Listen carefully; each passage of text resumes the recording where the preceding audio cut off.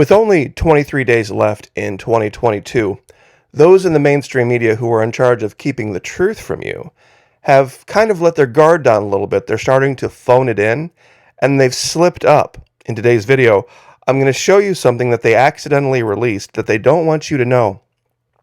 Over the last 2 to 3 years, I have tried to bring to light this idea that North American, Washington, D.C. based socialism is its own unique animal. Actual classic Democrat socialism is actually very good for the people. And a lot of people have pushed back on this and said, Florida, you're making a distinction where there is no difference. Stay tuned. I have absolute proof for this that will illuminate this for you. You are definitely going to want to see this. But as always, to be diligent, thank you. Everyone who shows up here, whether you agree, whether you disagree, we appreciate you showing up and liking and sharing and subscribing. It helps out no matter what, especially those of you who have showed up over at the Florida Maquis Patreon channel, where it's only $1 per month, as always, 10% discount if you sign up for an entire year, which means it's even less than that, and fully refundable first 90 days, no questions asked. Partnering with Vimeo, we can take the gloves off. We can show imagery that wouldn't be allowed here. We can talk about things using language that wouldn't be allowed here. It's definitely worth your $1. Would love to have you over there. But in today's video, real quick, for reference before we do this, today is 8 December, Thursday, 2022. It is 17:13 hours. That is 5:13 p.m. in the afternoon for those of you in the civilian world. Here on the northeast coast of Florida, it is currently 71.4 degrees Fahrenheit. We had a high today. Beautiful, by the way, 85.6 degrees, a low of 55.8. We have currently absolutely no wind whatsoever. We've had no precipitation. It's actually getting a little bit dry. Barometer is 30.17 inches of mercury and rising. So that out of the way. How many of you in my audience would agree with this statement? I thought it was kind of funny to lead off with because I get in so much trouble for talking about the world's oldest profession. Ronald Reagan was quoted as saying, "It has been said that politics is the second oldest profession. I have learned it bears a striking resemblance to the first." Now, for those of you who don't know what the world's oldest profession is, I'll let you go look that up. But Ronald Reagan also said the federal government has taken too much tax money from the people, too much authority from the states, and too much liberty with the Constitution. I'm sure a lot of people are standing up, applauding. Dang right, Ronald Reagan was the vanguard that stood against the increasing push for quote-unquote socialism.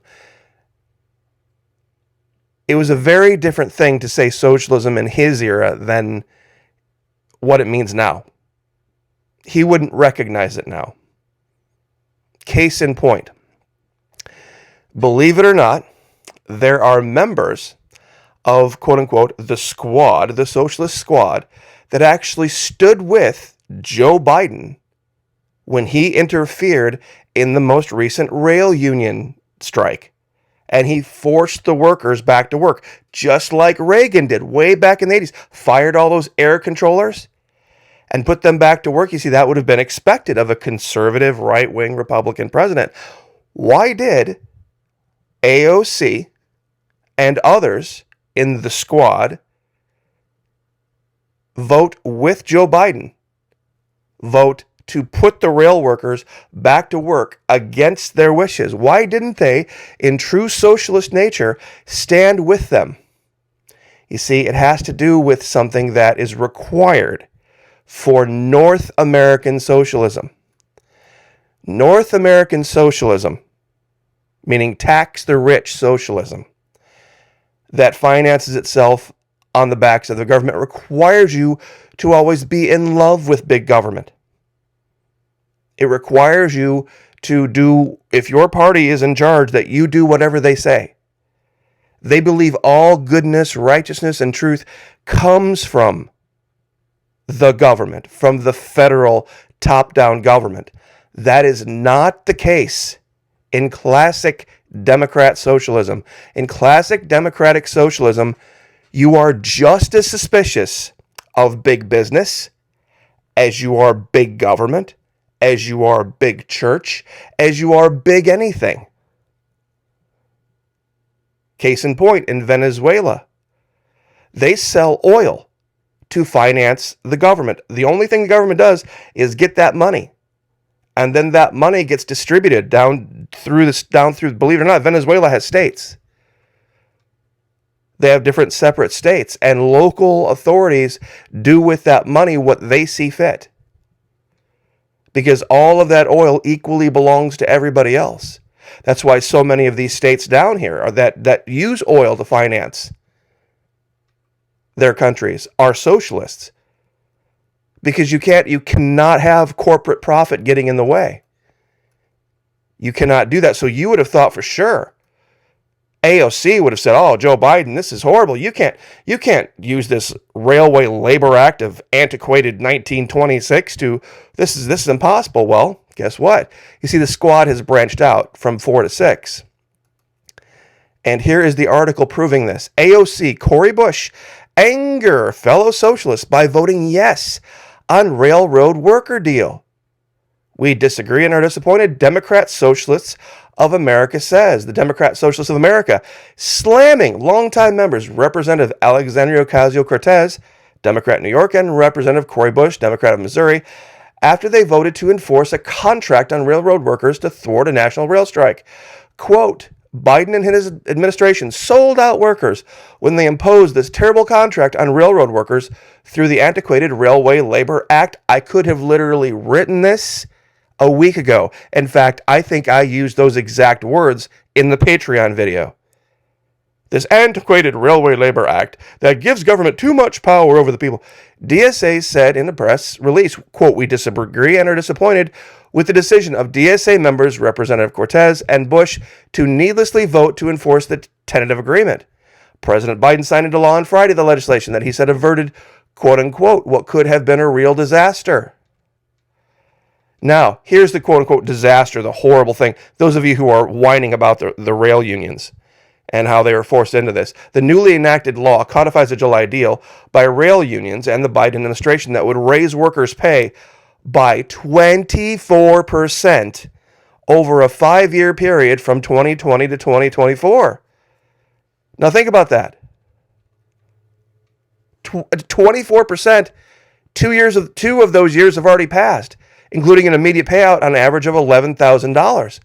Huge raise. You see, the rail unions only wanted 14. And the sick days.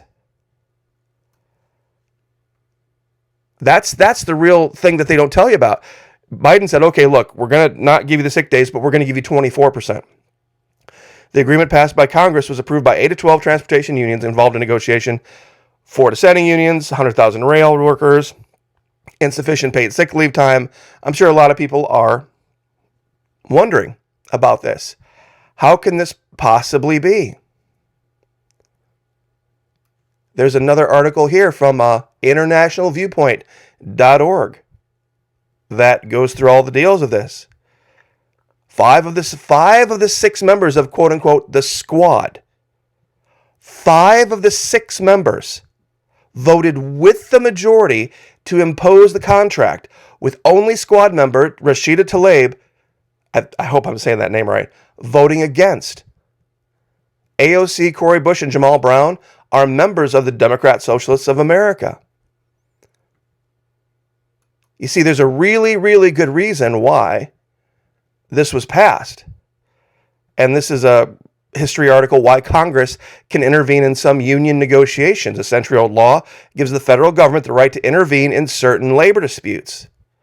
And it goes through the history of how these disputes have caused all sorts of financial pain and heartache and hiccup and all massive problems.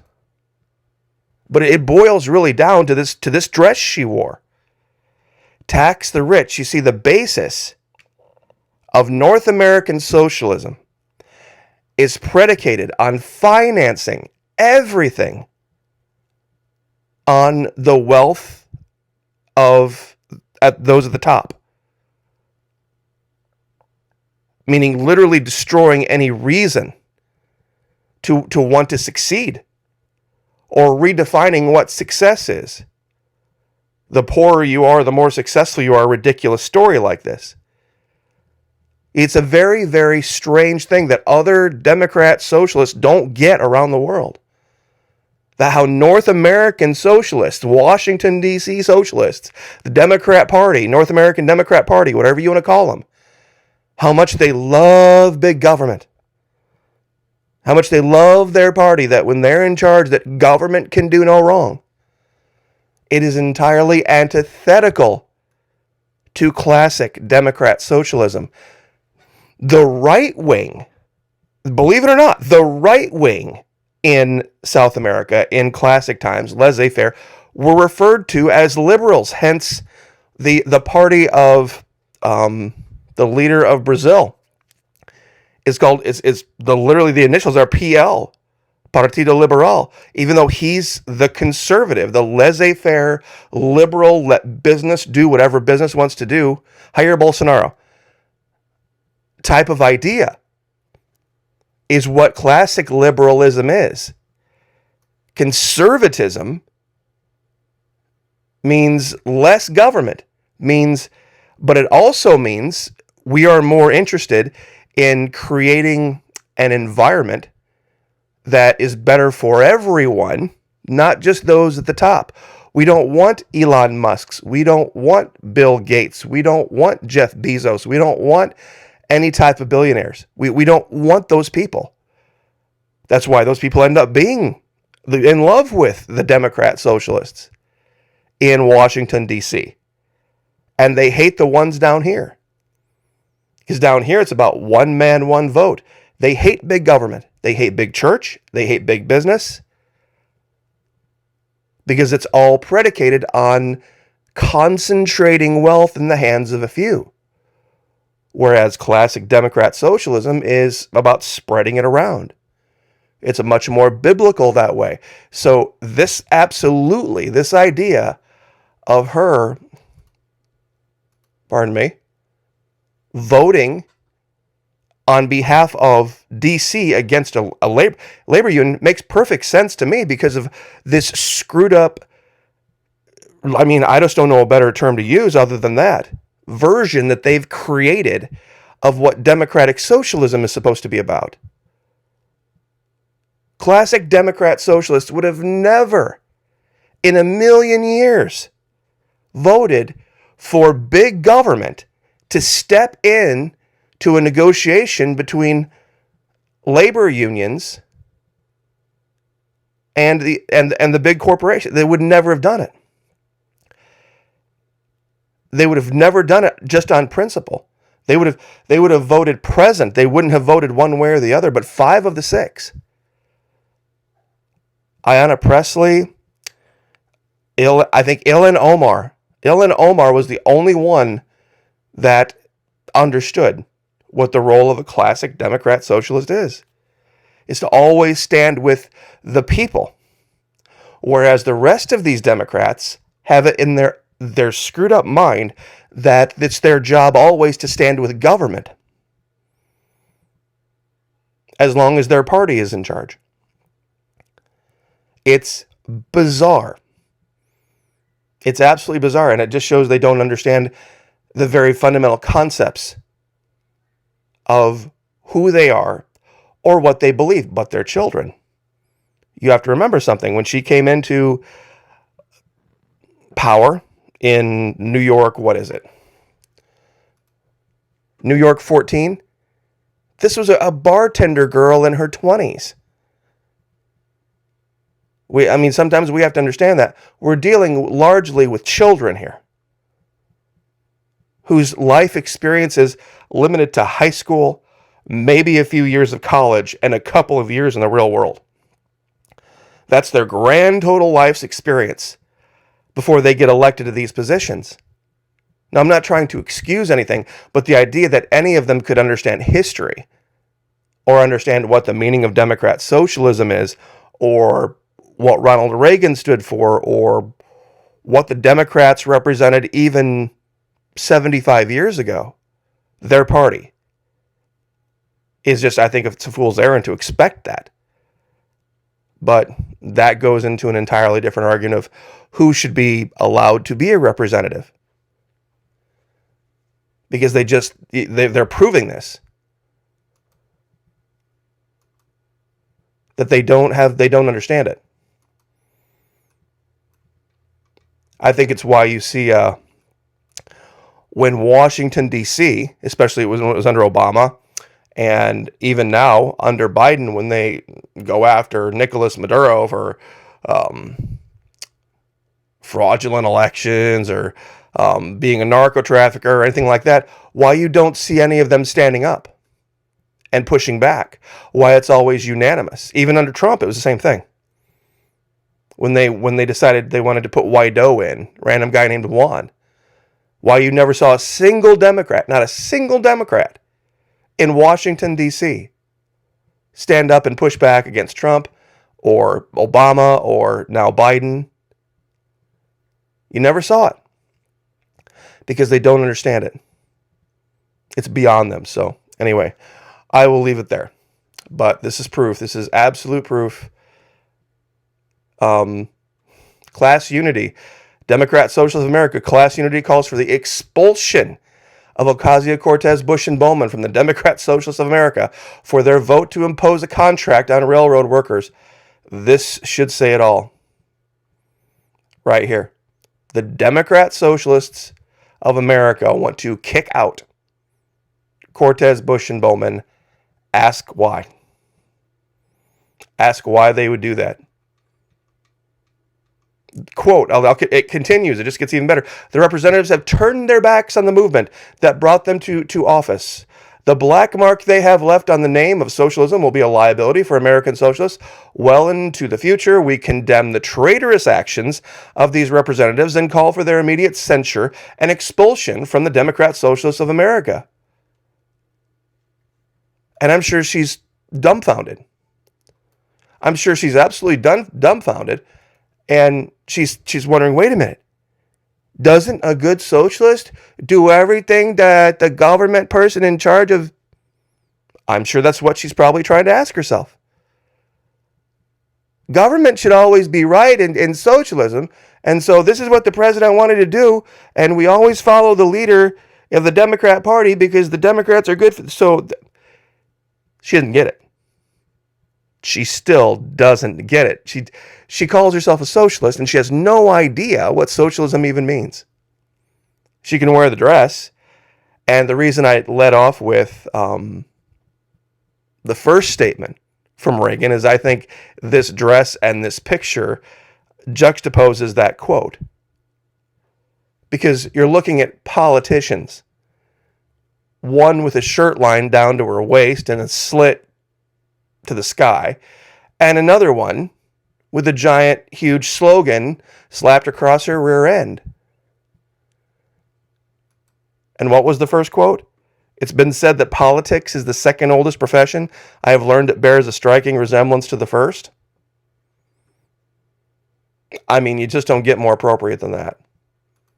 So, anyway, it's a head scratcher, guys, but it's explained simply by youth.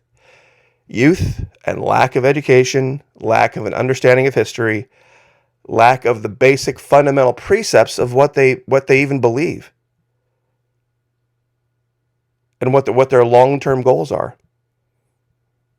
I'm sure that she's probably confused. I don't think she has any idea, any clue of why her decision was right in the eyes of those who now are attacking her. Think about that. Her idea of becoming a socialist, but then doing this, confuses her and everyone else around her. So I'll leave it there. God bless. Thank you guys so much for hanging out. I very, very much appreciate it. Those of you who have continued to join us. There's a video talking about this in much, much more detail over at Patreon. We would love to have you over there. It's only $1.